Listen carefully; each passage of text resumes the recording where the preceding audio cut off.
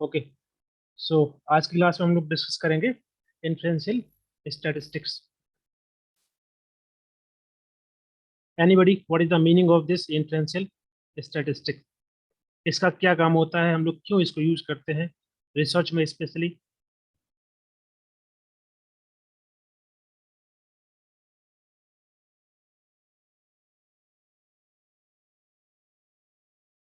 Large group, okay.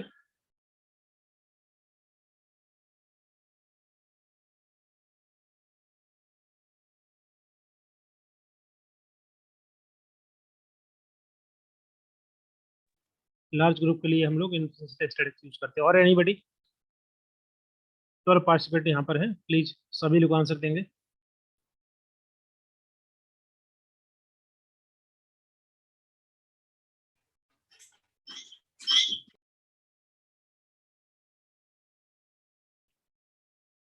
किसी का कोई जवाब नहीं आ रहा है?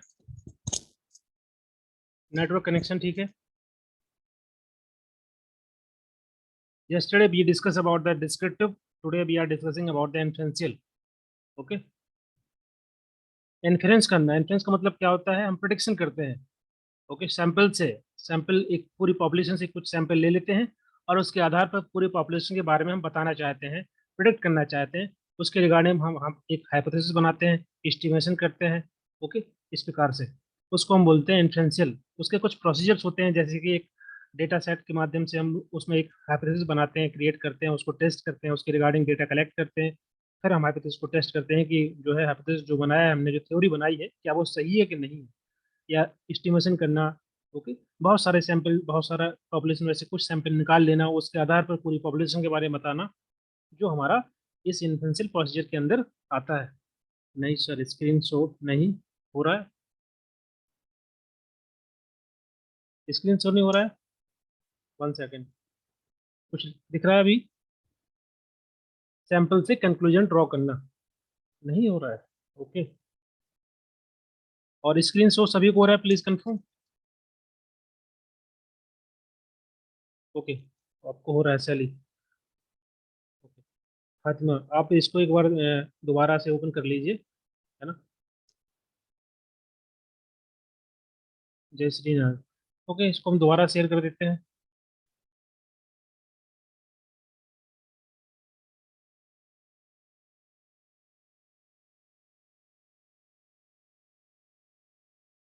विजुअल सर, आपने अभी कुछ लिखा है ना? हाँ, अभी अभी मैंने लिखा हुआ है। मैं बस अभी बात कर रहा था, इसलिए मैंने कुछ लिखा नहीं। ओके, वैसे हम लोग डिस्कस करने वाले हैं, यहाँ पर लिख देते हैं टॉपिक इन्फेरेंशियल स्टैटिस्टिक्स, जो भी इसको बोलते हैं। ओके, तो इसके क्या क्या प्रोसीजर हैं? एनीबडी? जैसे फॉर एग्जांपल, कल मैंने एग्जांपल दिया था कि जैसे फॉर एग्जांपल एक बॉक्स के अंदर बहुत सारे चॉकलेट्स। ओके, बहुत सारे हैं, बॉक्स 100 चॉकलेट्स हैं, तो पॉपुलेशन आपका 100 हो गया। इसमें से आपने 10 चॉकलेट निकाले और उसके आधार पर आपने प्रिडिक्ट किया कि इस बॉक्स के अंदर सभी की सभी चॉकलेट जो है इसी प्रकार की है, या फिर मान लीजिए इसके अंदर बहुत सारे बॉल हैं, रेड बॉल। ओके, इसमें से आपने 2 बॉल निकाल के बताया कि इस बॉक्स के अंदर सभी की सभी बॉल जो है रेड है। ये तो सिंपल एग्जाम्पल हो गया। जब हम लोग स्टडी करते हैं, रिसर्च करते हैं, तो वहां पर हमको एक हाइपोथेसिस बनाना पड़ता है। ओके, उसके रिगार्डिंग फिर डेटा कलेक्ट करते हैं, डेटा कलेक्ट करने के आधार पर जो है हाइपोथेसिस टेस्ट करते हैं कि क्या जो हमने सोचा है, जो प्रोडिक्शन किया है, जो हमने एक थ्योरी बनाई है टेंटेटिव, जिसको हम हाइपोथेसिस बोलते हैं, क्या वो सही है कि नहीं है। ओके, जब डेटा बहुत बड़ा होता है तो वहाँ पर हम हाइपोथेसिस टेस्टिंग करते हैं, एस्टिमेशन करते हैं। Is it clear? तो इसके दो तरीके होते हैं, दो प्रोसीजर होते हैं। एक तो एस्टिमेशन,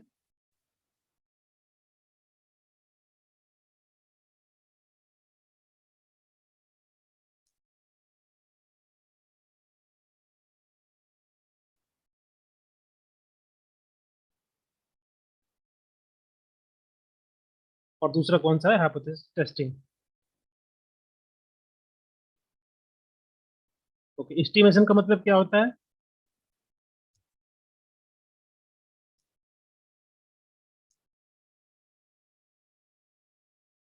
हाँ बिल्कुल करेक्ट है। Probability distribution, hypothesis testing, correlation testing, regression testing, ये सभी के सभी प्रोसीजर होते हैं। ओके, गैस करना, बिल्कुल। एस्टिमेशन का मतलब होता है कहीं ना कहीं हम गैस करते हैं, अनुमान करते हैं। ओके, तो दो प्रकार का होता है एस्टिमेशन, एक होता है पॉइंट एस्टिमेशन और दूसरा होता है interval estimation. Okay, point estimation क्या है और इंटरवल एस्टिमेशन क्या है, बताइए।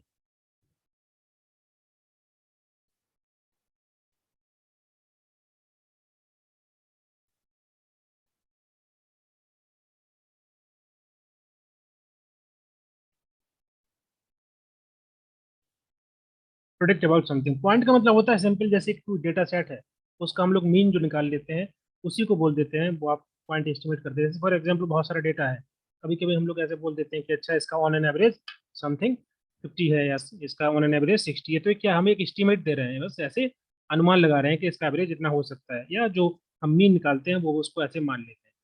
क्योंकि जो डेटा सेट है उसमें हो सकता है कि उसके जितने भी वैल्यूज हैं उसमें बहुत सारा वेरिएशन हो, राइट।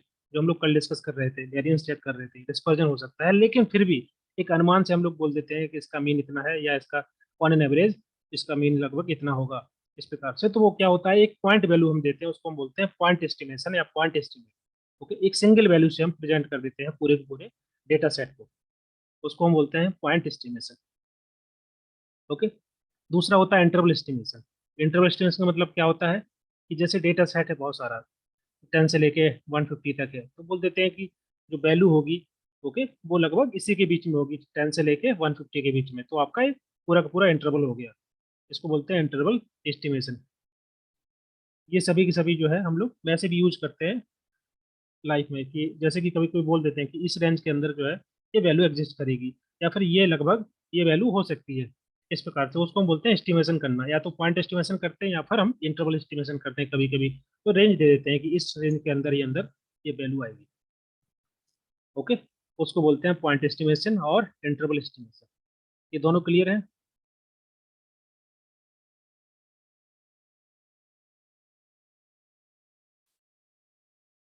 प्रोडिक्ट अबाउट समथिंग, हाँ किसी भी, ये जस्ट मैंने एग्जांपल दिया है, कोई जैसे मान लीजिए डेटा कलेक्ट करने जाएगा, तो उसके रिगार्डिंग एक थ्योरी होती है पहले से, आप फिर हाइपोथेसिस बनाते हैं, उसके रिगार्डिंग आप प्रिडिक्ट करते हैं, एस्टिमेट करते हैं कि ऐसा हो सकता है।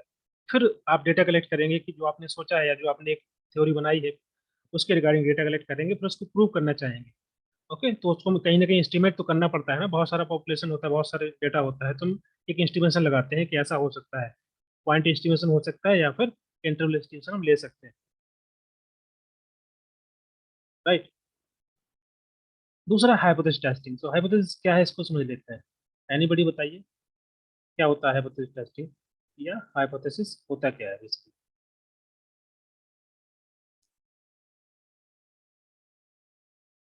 इसको हिंदी बोलते हैं परिकल्पना।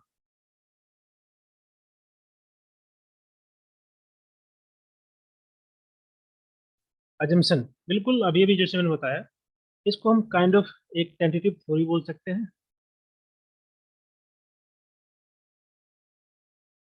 टेंटेटिव थ्योरी का मतलब है कि ये जो थ्योरी है अभी तक प्रूव नहीं है, नॉट प्रूवन, क्योंकि अगर प्रूव हो जाएगी तो फिर थ्योरी बन जाएगी ना, फिर तो वो हाइपोथेसिस रहेगा नहीं। तो इसको हम टेंटेटिव थ्योरी बोल सकते हैं, या फिर जो है एक काइंड ऑफ जो कि प्रूव नहीं हुई है, एक अजम्पशन बोल सकते हैं, लॉजिकल अजम्पशन बोल सकते हैं, एक इन्फेरेंस बोल सकते हैं काइंड ऑफ। ओके, सो उसको हम बोलते हैं हाइपोथेसिस टेस्टिंग। ओके, जैसे फॉर एग्जांपल कोई एग्जांपल यहाँ पर देखते हैं।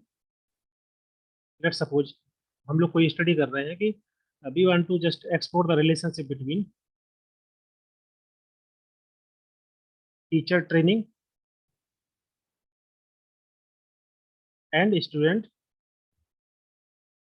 परफॉर्मेंस। यहाँ पर दो वेरिएबल है, या V1 हो गया, ये V1 हो गया, ये V2 हो गया।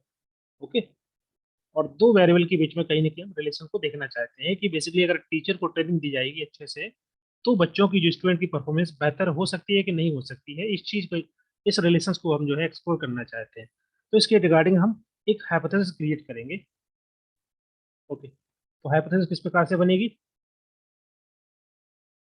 ओके, हाइपोथेसिस बन सकती है इस प्रकार से, दो ही केस हो सकता है कि इनके ये जो वेरिएबल्स हैं इनके बीच में रिलेशन हो सकता है या फिर नहीं हो सकता।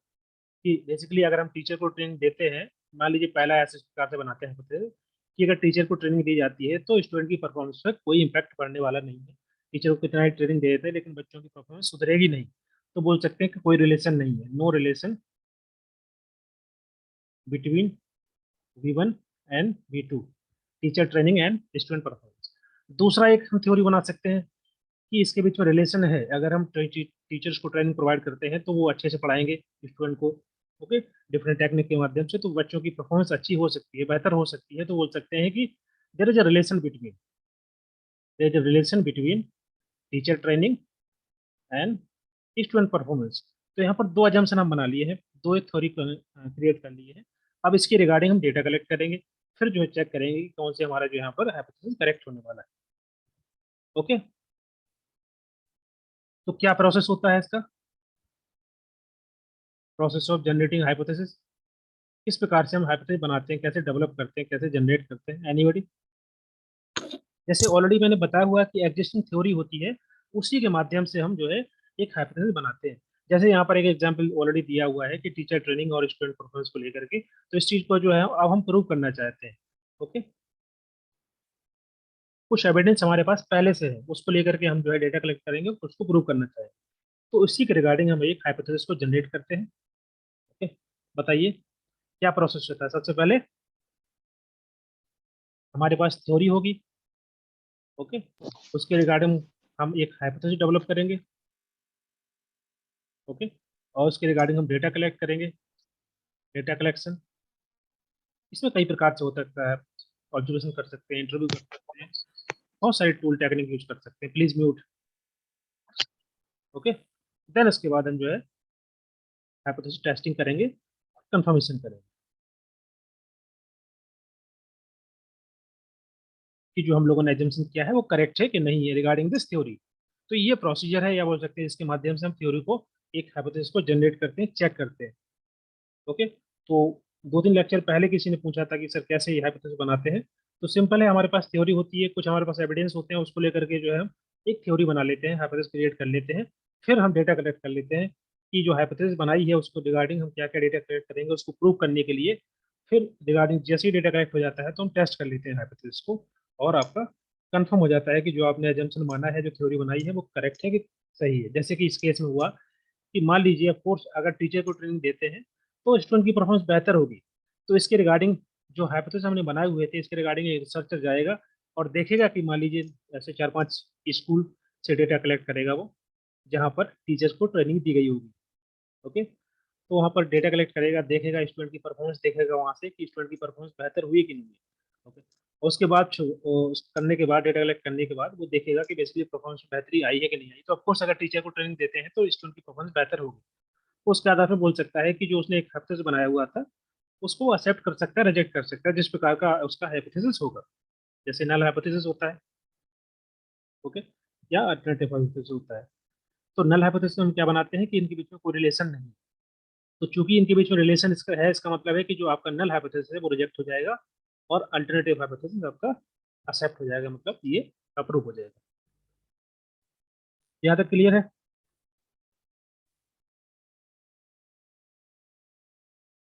नल हाइपोथेसिस का मतलब होता है कि हम ये देखते हैं कि बेसिकली दोनों वेरिएबल्स के बीच में कोई रिलेशन नहीं है, और चूंकि रिलेशन है तो फिर इसका मतलब क्या है कि हमारा नल हाइपोथेसिस रिजेक्ट हो गया, तो उसका जो अल्टरनेटिव हाइपोथेसिस है वो एक्सेप्ट हो जाएगा।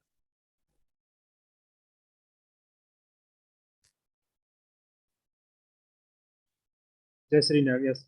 और एनीबडी कोई डाउट है इसके रिगार्डिंग तो पूछिए अभी। बेसिक जो है कैसे आज हम एक हाइपोथेसिस बनाते हैं, ओके, कैसे जनरेट करते हैं, क्या प्रोसेस है, और बेसिक सारे क्वेश्चन है इसके रिगार्डिंग, इसी के रिगार्डिंग है और कोई टॉपिक है?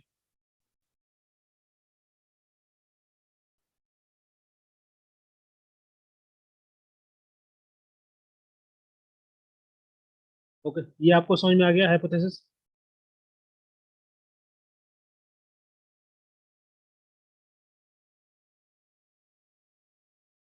ड्राइंग इंट्रेंस, अच्छा, डेटा कलेक्शन एंड एनालिसिस पहले होगा, अल्फा बीटा इसका जो कंसेप्ट है वो एक्सप्लेन कर दीजिए। अभी हुआ नहीं ना पूरा हाइपोथेसिस, अभी आगे डिस्कस कर रहे हैं हम लोग। ओके, हाँ, डेटा कलेक्ट देखिए, देख लेते हैं इसको। पहले हम अजम्पशन बनाते हैं, हाइपोथेसिस डेवलप करते हैं। ओके, जैसे कि पहले वाले एग्जांपल हमने देखा था कि एग्जांपल लिया था कि टीचर ट्रेनिंग और स्टूडेंट परफॉर्मेंस को लेकर के ये आपने जो है इस पे आपको स्टडी करनी है, इसलिए आपको देखना है कि इनके बीच में कोई रिलेशन है कि नहीं। आपने एक, मान लीजिए इस पे आपको स्टडी करने के लिए बोला गया है। ओके, तो आप क्या करेंगे, आप हाइपोथेसिस बनाएंगे। पहले आप हाइपोथेसिस डेवलप कर लेंगे कि बेसिकली इनके बीच में कोई रिलेशन नहीं है, नल हाइपोथेसिस ये आपने डेवलप किया कि there is no relationship between V1 and V2, ये आपने बना लिया। अब आप इसी इसके रिगार्डिंग डेटा कलेक्ट करेंगे। डेटा कलेक्ट कैसे होगा, आपने मान लीजिए कि किसी जगह पर 5 स्टूडेंट को सिलेक्ट कर लिया। ओके, वहां पर जाकर के आपने टीचर से इंटरेक्शन किया, ऑब्जर्व किया, इंटरव्यू के माध्यम से स्टूडेंट से बातचीत की, देखा कि उनकी परफॉर्मेंस कैसी है। ओके, टीचर को कितने टीचर को ट्रेनिंग दी गई है उसके रिगार्डिंग आपने डेटा कलेक्ट किया और पाया रिजल्ट में कि टीचर, जितने भी टीचर को ट्रेनिंग दी गई थी इन स्कूल्स में, वहाँ के स्टूडेंट की परफॉर्मेंस बेहतर हो गई है। तो इसका मतलब क्या हुआ कि आपने जो यहाँ पर एजम्पशन बनाया था, जो नल हाइपोथेसिस था कि there is no relation between V1 and V2, लेकिन आपके रिजल्ट में आया है कि there is a relation between V1 and V2, मतलब टीचर को ट्रेनिंग देने से स्टूडेंट की परफॉर्मेंस बेहतर हो रही है। तो आपका ये जो नल हाइपोथेसिस था ये रिजेक्ट हो जाएगा। ओके, इसका मतलब क्या है, अल्टरनेटिव हाइपोथेसिस आपका एक्सेप्ट हो जाएगा कि there is a relation between V1 and V2। तो पहले हम हाइपोथेसिस बनाते हैं, अजम्पशन बनाते हैं, फिर हम डेटा कलेक्ट करते हैं, फिर उसको हम कंफर्म करते हैं कि हमारा जो अजम्पशन था वो सही है कि नहीं। क्लियर है? इसका क्वेश्चन था हिमानी मिश्रा, क्या था आपको क्वेश्चन, डेटा कलेक्ट एनालिसिस पहले होगा या इन्फ्लुएंस? पहले इन्फ्लुएंस करें, पहले तो हम सोचते हैं ना, पहले हम विचार करते हैं, पहले हम एक प्रोडिक्शन लगाते हैं कि ऐसा हो सकता है कि नहीं हो सकता है, फिर उसके बाद हम डेटा कलेक्ट करके चेक करते हैं उसको।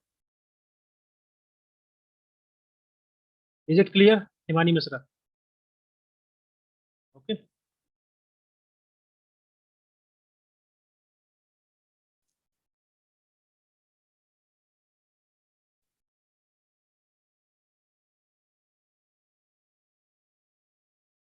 नेक्स्ट है टाइप्स ऑफ हाइपोथेसिस।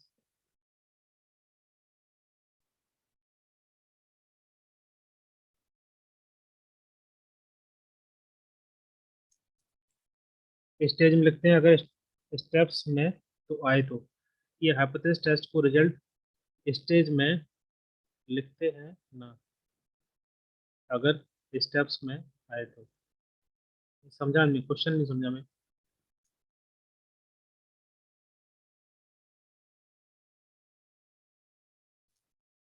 अगर स्टेप्स में आए तो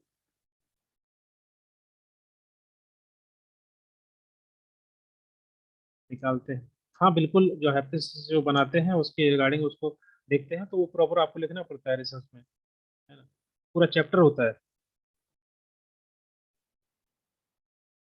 हाँ, नल हाइपोथेसिस अल्टरनेटिव हाइपोथेसिस दोनों लिखते हैं। बेसिकली फोकस हमारा होता है नल हाइपोथेसिस पे, क्योंकि हमारा फोकस होता है कैसे नल हाइपोथेसिस को हमको रिजेक्ट करना है, क्योंकि रिजेक्ट तभी होगा जब बहुत सारा हम डेटा कलेक्ट कर पाएंगे उसके रिगार्डिंग।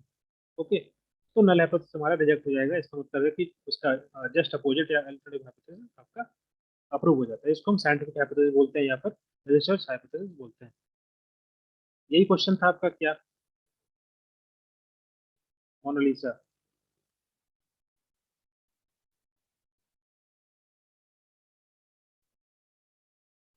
ओके, बिल्कुल ऐसा नहीं है कि हम जो हाइपोथेसिस बना रहे हैं उसके बारे में लिखते नहीं, केवल दिमाग में सोचते हैं, एस्टिमेट करते हैं, पूरा आपको लिखना पड़ता है प्रॉपर। जैसे कि मान लीजिए कि आप जब PhD करेंगे या एक रिसर्च प्रपोजल बनाते हैं, तो वहाँ पर भी आपको हाइपोथेसिस बनानी पड़ती है, आपको वहाँ लिखना पड़ता है। जैसे कि रिसर्च क्वेश्चन होते हैं, रिसर्च ऑब्जेक्टिव होते हैं, उसी प्रकार से उसके जस्ट नीचे हाइपोथेसिस होते हैं। ओके, जितने क्वेश्चन आपके होंगे उसी के रिगार्डिंग आपकी हाइपोथेसिस बनती है। ओके, तो आपको वहाँ दिखाना होता है, डेटा कलेक्ट करेंगे, फिर आप टेस्ट करेंगे प्रॉपर, आपको उसको चैप्टर सेपरेट होता है उसके लिए, वो बना करके आपको टेस्ट करके दिखाना होता है कि क्या रिजल्ट आपका आया है।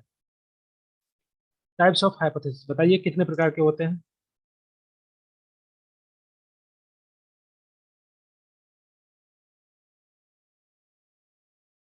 दो प्रकार के होते हैं, कौन कौन से होते हैं? अभी बताया, नल हाइपोथेसिस और अल्टरनेटिव हाइपोथेसिस। अब इसमें से क्वेश्चन आता है, नल हाइपोथेसिस को कभी कभी केवल बोल सकते हैं साइन के माध्यम से सिंपल उसको एक, जैसे कि फॉर एग्जांपल इसको एच नॉट बोलते हैं। ये भी एग्जाम में आया हुआ है, बेसिकली एग्जाम में ऐसा आया हुआ था कि null hypothesis, alternative hypothesis, okay, list one list second, यहाँ पे लिखा था एच वन है। तो आपको ये भी पता होना चाहिए कि बेसिकली नल हाइपोथेसिस होता है उसको हम कैसे डिनोट करते हैं। ओके, तो ये एच नॉट बोलते हैं इसको। ओके, और एच एन भी बोलते हैं, null hypothesis. Okay, H not बोल सकते हैं। इसका मतलब क्या होता है, there is no relationship, simple, there is no relationship between the variable. दो हो सकते हैं वेरिएबल, तीन हो सकते हैं, ज्यादा भी हो सकते हैं। ओके, क्लियर है। इसी प्रकार से what is the alternative hypothesis, इसका इसको कैसे डिनोट करते हैं, एनीबॉडी? इसको डिनोट करते हैं हम एच वन से या फिर एच ए से। ये आपका हो जाएगा अल्टरनेटिव हाइपोथेसिस। ओके, इसको जनरली हम जस्ट अपोजिट कंसीडर करते हैं, opposite of null hypothesis. Okay, जब नल हाइपोथेसिस हमारा रिजेक्ट हो जाता है तो अल्टरनेटिव हाइपोथेसिस एक्सेप्ट हो जाता है। इसको और भी हम रिसर्च हाइपोथेसिस बोला जाता है इसको,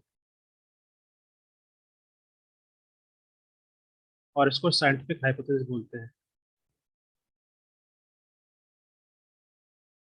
ओके, तो नल हाइपोथेसिस का मतलब क्या हुआ कि there is no relationship between variables, multiple variable हो सकते हैं। ऑलवेज नो, हाँ ऑलवेज। नल नल को साइंटिफिक हाइपोथेसिस बोलते हैं, नहीं अल्टरनेटिव हाइपोथेसिस बोला जाता है, scientific. Okay, and alternative hypothesis, इसका मतलब क्या होता है, there is a relationship. Okay, जो कि जस्ट इसका अपोजिट होता है। तो कहीं ना कहीं अगर इनके बीच में रिलेशनशिप नहीं है तो आपका नल हाइपोथेसिस एक्सेप्ट हो जाएगा, और अगर मान लीजिए इनके बीच में रिलेशनशिप है तो फिर ये जो रिजेक्ट हो जाएगा, तो आपका अल्टरनेटिव हाइपोथेसिस एक्सेप्ट हो जाता है। ओके, इसका मतलब है कि there is some kind of relationship between V1 and V2 and multiple में भी V3 V4 हो सकते हैं। ओके, अब फॉर एग्जांपल नल हाइपोथेसिस जो बनाया हुआ है, ओके, वो रिजेक्ट नहीं होता है। इसका मतलब क्या है, इसका मतलब ये नहीं है कि आपका जो नल हाइपोथेसिस है वो वैलिड है। ओके, हो सकता है कि जो आप डेटा कलेक्ट कर रहे हैं आपने उतना सफिशिएंट डेटा कलेक्ट नहीं किया है कि आप उस डेटा से नल हाइपोथेसिस को रिजेक्ट कर पाए। ओके, इसी वजह से नल हाइपोथेसिस आपका रिजेक्ट नहीं हुआ है। इसका मतलब है कि जो है एनफ डेटा कलेक्ट आप नहीं कर पाए जो आप प्रूव करना चाहते थे, इसी वजह से नल हाइपोथेसिस आपका एक्सेप्ट हो गया। It is clear, proposition row known as the alternative hypothesis and denoted by. इस कंसेप्ट को समझ रहे हैं, एग्जाम में आ सकता है कि नल हाइपोथेसिस हमारा अगर रिजेक्ट नहीं होता है, इसका मतलब ये नहीं होता है कि जो हमारा जो है हाइपोथेसिस नल हाइपोथेसिस वैलिड है। इसका मतलब यही होता है सिंपल कि हम हो सकता है इतना डाटा कलेक्ट नहीं कर पाए हैं उसके रिगार्डिंग कि हम उसको जो है रिजेक्ट कर पाए नल हाइपोथेसिस को। जैसे फॉर एग्जांपल जो लास्ट एग्जांपल था, उसी में अगर हम डेटा कलेक्ट करते और मान लीजिए जो 5 स्कूल सेलेक्ट किए थे जहाँ पर टीचर से इंटरव्यू के माध्यम से स्टूडेंट के माध्यम से डेटा कलेक्ट किया था, हो सकता है कि हम ऐसे 5 कॉलेज या मान लीजिए स्कूल सेलेक्ट कर लेते जहाँ पर टीचर्स को ट्रेनिंग नहीं दी गई, या सही से टीचर ने ट्रेनिंग नहीं ली, या स्टूडेंट उनकी परफॉर्मेंस अच्छी नहीं थी। हो सकता था कि हम वहाँ से गलत डेटा कलेक्ट करके आते, और हो सकता था कि हमारा जो नल हाइपोथेसिस था उसको हम रिजेक्ट ही ना कर पाते। ओके, तो सर फिर रिजल्ट कैसे निकलेगा जब नल हाइपोथेसिस रिजेक्ट नहीं होगा? ओके, इसी वजह से जो है गलती हो जाती है जो है। अगर मान लीजिए कि आपका नल हाइपोथेसिस रिजेक्ट नहीं हो रहा है, ओके, तो रिजल्ट गलत आएगा। अगर आप डेटा सही से कलेक्ट कर पाएंगे तो अदर, वो इसी वजह से तो हाइपोथेसिस में एरर आता है। एरर हम लोग पढ़ते हैं ना, type one error, type two error, जहाँ पर गलती से हम रिजेक्ट कर देते हैं या गलती से एक्सेप्ट कर लेते हैं, तो एरर भी हम लोग अभी पढ़ेंगे। हाँ, तो बायस हो गया फिर, नहीं समझ आया, तो ये तो फिर बायस हो गया। बायस नहीं हुआ, ये इसमें एरर आ जाता है। मान लीजिए गलती से आप डेटा कलेक्ट कर देते हैं तो एरर आ जाता है, उसको भी पढ़ेंगे। एरर हाइपोथेसिस में किस प्रकार से एरर आता है। तो बायस ऑफ कोर्स, जब कोई पर्सन डेटा कलेक्ट करेगा तो बायसनेस पॉसिबल हो सकता है, बायसनेस आ सकता है, एरर आ सकता है कई प्रकार से। ओके,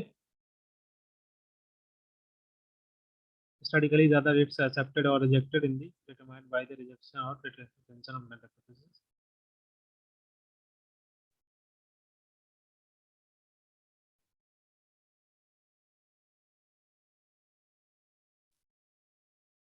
क्लियर है? अभी इन दोनों में डाउट है तो बताइए, मैं दोबारा एक बार समझा सकता हूँ। देखिए बायसनेस भी रहता है, वो उसके बारे में हम लोग डिस्कस करेंगे, क्योंकि एरर भी आती है रिसर्च में डेटा कलेक्ट करते समय पर। ओके, इन सभी चीज़ों को इसलिए पढ़ा जाता है ताकि हम जब रिसर्च करें तो सही से करें। ओके, इसी वजह से अभी मैं बता रहा हूँ कि मान लीजिए अगर आप नल हाइपोथेसिस आपका एक्सेप्ट हो रहा है तो हो सकता है कि आपने एविडेंस डेटा कलेक्ट ना कर पाए उतना सारा जितनी जरूरत है। ओके, तो फिर हम दोबारा उस पर कहीं ना कहीं और डाटा कलेक्ट करते हैं, समझते हैं, अंडरस्टैंड करते हैं, फिर जो है कोशिश करते हैं उसको रिजेक्ट करने का। तो इसी वजह से तो पढ़ रहे हैं ना, ताकि ताकि हमको पता चले कि इसमें एरर भी होता है, हम हाइपोथेसिस बना लेते हैं फिर भी गलत हो सकता है, पॉसिबिलिटी हो सकती है गलती से हम रिजेक्ट कर दें या एक्सेप्ट कर लें उसको। इसी वजह से ओके, ताकि रिसर्च के टाइम पे हम सही से ध्यान दे करके डेटा कलेक्ट करें।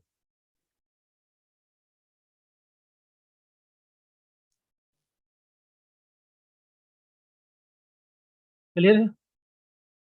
अभी हम लोग देख लेते हैं एरर, किस प्रकार का एरर आता है हाइपोथेसिस टेस्टिंग में।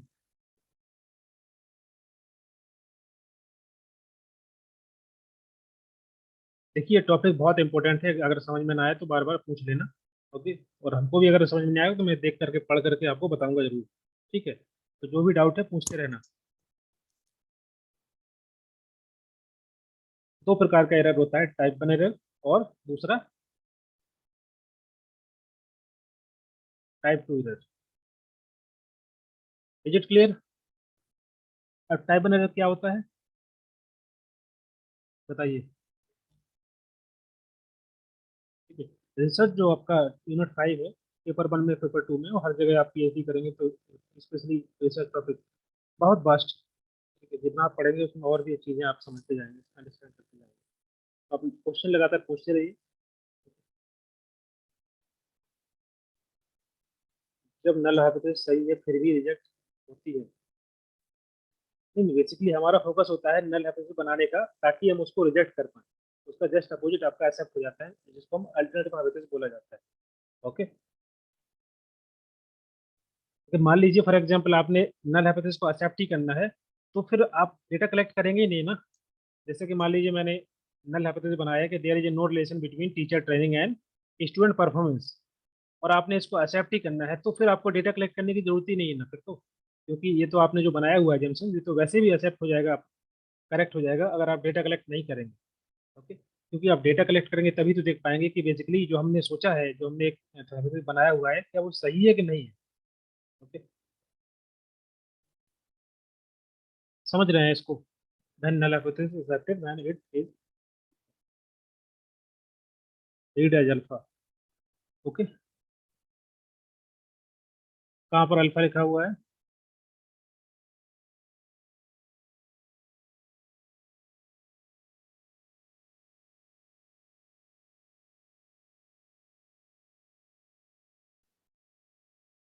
तो what is the type one error बताइए।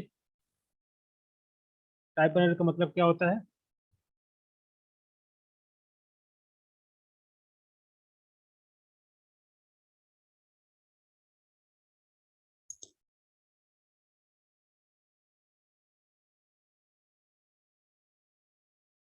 हेलो?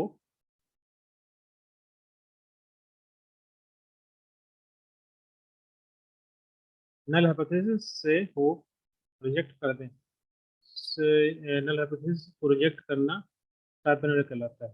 नहीं, रिजेक्ट करना नहीं, गलती से रिजेक्ट हो जाता है तो जो है उसको हम बोलते हैं टाइप वन एरर।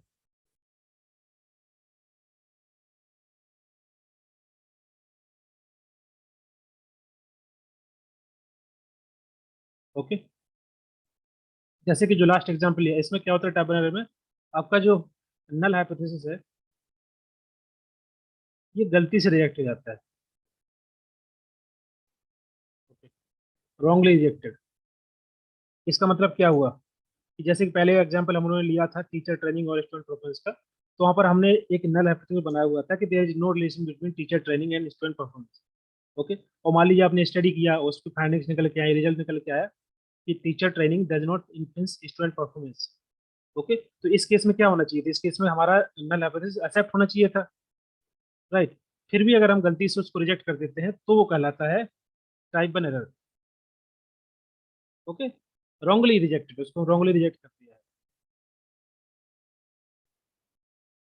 हाँ बिल्कुल, गलती से मिस्टेक से उसको हम रिजेक्ट कर दिए हैं नल हाइपोथेसिस को, ये भी याद रखना है। ओके, जैसे कि एग्जांपल ऑलरेडी मैंने बताया हुआ है कि अगर उनके बीच में कोई रिलेशन नहीं है, ये मैंने अजम्पशन माना था और डेटा कलेक्ट किया। ओके, डेटा कलेक्ट करने के बाद यही आया कि बेसिकली ट्रेनिंग देने पर भी बच्चों की परफॉर्मेंस बेहतर नहीं हो रही है। तो इसका मतलब ये है कि जो हम सोचे हैं, जो हम प्रोडिक्शन बनाए थे पहले से, वो ठीक है, और फिर भी हम अगर उसको रिजेक्ट कर देते हैं तो हमारा फिर उसको हम बोलते हैं type one error. Okay, what is type two error? गलती से मिस्टेक होकर रिजेक्ट। सॉन्ग याद आ गया। हाँ, ऐसे भी आप याद कर सकते हैं सॉन्ग के माध्यम से। ओके, टाइप टू एरर को क्या बोलते हैं?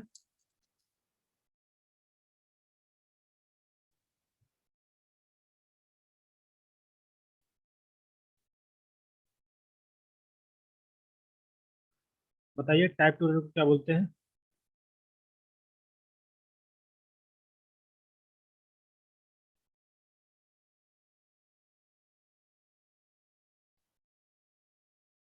इसको हम बोलते हैं कि जब बेसिकली जो नल हाइपोथेसिस है उसको हम रिजेक्ट नहीं करते हैं, जबकि उसको रिजेक्ट होना चाहिए।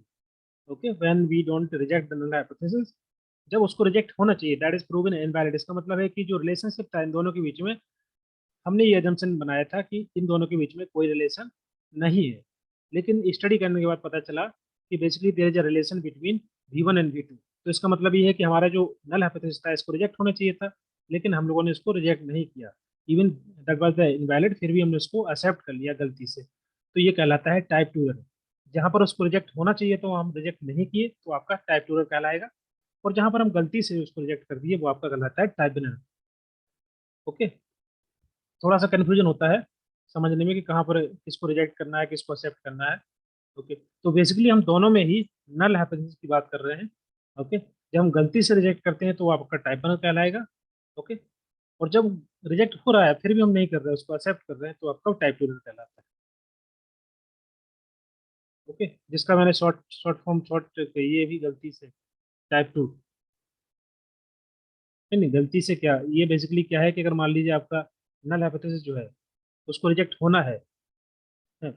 ओके, वो चूंकि इनवैलिड है वो, या बोल सकते हैं उसको, वो इनवैलिड प्रूव हो गया है।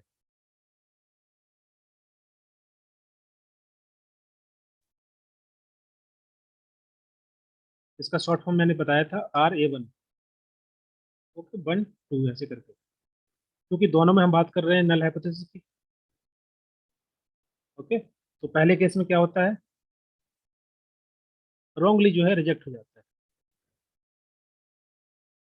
और यहाँ पर गलती से एक्सेप्ट हो जाता है। जहाँ पर रिजेक्ट होना चाहिए तो वहाँ एक्सेप्ट कर दिए। ओके,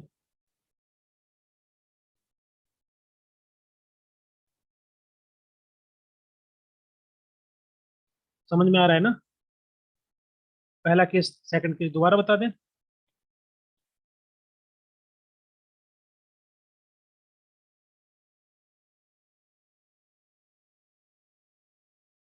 देखिए, टाइप बनने में क्या हो रहा था, ओके क्लियर है, अच्छा क्लियर है, ठीक है। कि गलती से हम नल हाइपोथेसिस को रिजेक्ट कर रहे थे। इसका मतलब क्या है कि मान लीजिए हमने सोचा था ऐसा, ऐसे एक रेफरेंस बनाया था कि कोई रिलेशन नहीं है, और हमने स्टडी किया, फाइंडिंग निकाली, और यही निकल के आया उसमें कि कोई रिलेशन नहीं है दोनों वेरिएबल के बीच में, और फिर भी हमने उसको जो है, उसको हम रिजेक्ट कर देते हैं, तो फिर वो हमारा कहलाता है टाइप बनर। जहाँ पर नल हाइपोथेसिस को रिजेक्ट नहीं होना चाहिए था उसको हम रिजेक्ट कर रहे हैं, तो आपका कहलाएगा टाइप बनर। ओके, और टाइप टू एरर का मतलब होता है कि जहां पर हमने स्टडी में पाया कि बेसिकली रिलेशन है दोनों वेरिएबल्स के बीच में, टीचर ट्रेनिंग देने से स्टूडेंट की परफॉर्मेंस बेहतर हो रही है। ओके, तो यहाँ पर हमारा नल हाइपोथेसिस जो है has to be rejected. Okay, फिर भी हमने उसको रिजेक्ट नहीं किया, तो उसको हम एक्सेप्ट कर लिए हैं, इसलिए यहाँ पर लिखा है एक्सेप्टेड, यहाँ पर लिखा है रिजेक्टेड, कि गलती से रिजेक्ट कर दिया और यहाँ पर हमने गलती से उसको एक्सेप्ट कर लिए हैं, जो कि रिजेक्ट होना चाहिए था। तो आपका टाइप टू एरर कहलाएगा। क्लियर है? तो ऐसे याद कर लीजिए RA12, पहले केस में आपका रिजेक्ट हो रहा है नल हाइपोथेसिस, दूसरे में एक्सेप्ट हो रहा है, तो ये 2 से ऐड हो गया, R1 से ऐड हो गया। क्लियर है? रावण मूवी आई थी ना, ऐसे याद कर लेना, रावण से रावण, यहाँ पर 2 लिख लेना बस। पहला पहले से और दूसरा दूसरे से। ये टाइप 2 एरर है, टाइप 1 एरर है। पहले वाले में रिजेक्ट हो रहा है नल हाइपोथेसिस, और दूसरे वाले में एक्सेप्ट हो रहा है।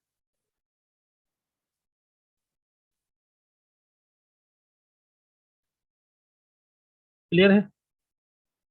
ओके, नेक्स्ट टॉपिक है कोरिलेशन एनालिसिस, या कितने प्रकार के कोरिलेशन होते हैं। बेसिकली ये कोरिलेशन का मतलब क्या होता है कि जो मल्टीपल वेरिएबल्स हैं उनके बीच में रिलेशन किस प्रकार का है, तो उस चीज को मेजर करने के लिए हम इस स्टैटिस्टिकल मेथड का यूज करते हैं, इसको हम कोरिलेशन एनालिसिस बोलते हैं। ओके, इसको हम लोग कल डिस्कस करेंगे, क्योंकि टाइम आई थिंक ये अभी क्लास क्लोज हो जाएगी कुछ सेकंड में। ओके, तो कल डिस्कस कर लेंगे। बाकी आप ये दोबारा टॉपिक पढ़ लीजिए नल हाइपोथेसिस वाला, ये हाइपोथेसिस वाला, और जो भी क्वेश्चन है दोबारा तो कल से पूछ, कल भी पूछ सकते हैं।